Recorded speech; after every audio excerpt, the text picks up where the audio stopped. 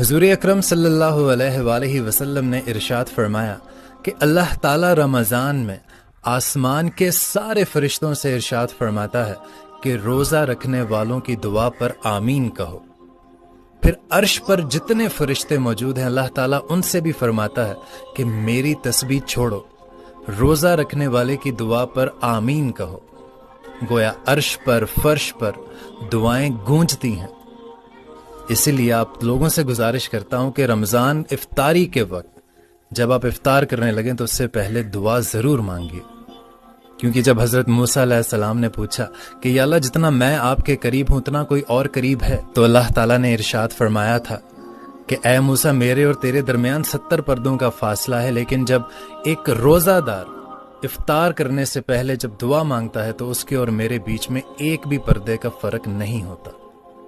تو کوشش کریں دعائیں کیا